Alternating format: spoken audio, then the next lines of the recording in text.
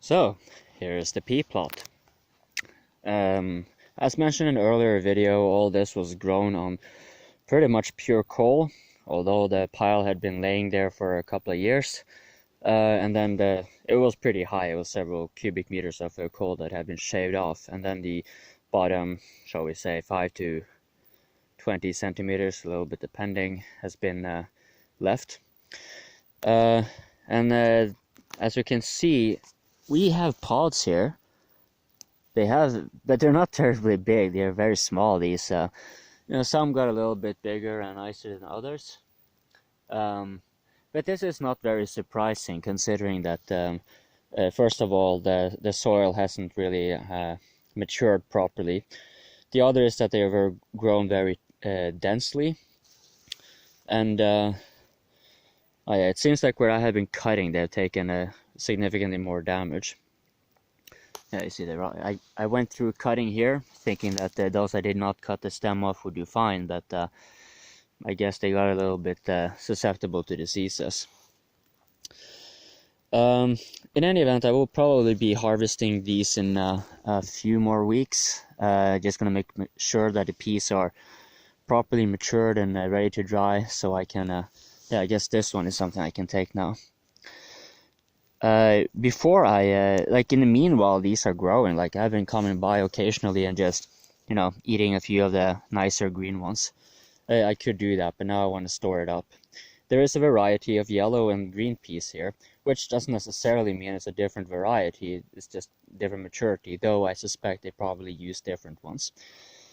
So I'm gonna, of course, follow the course of natural selection and gather the peas and seeds that I get from this beds.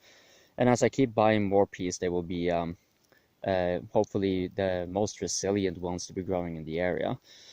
As you can see, they also attract pollinators, so there will be nifty plants to be having more of, generally speaking. So now let's see, what are we getting down here? Yeah, so most of the roots are remaining in the ground, but you can see they don't mind at all growing. Let's see if we can get a focus here. Come on, there you go, something like that.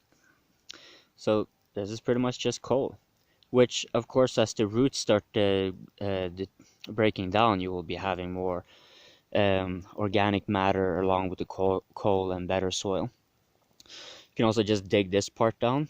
I am not entirely sure how I want to go about it. If I'm just gonna let them wilt, because I suspect that most of the nitrogen will in any event go back into the roots and the soil.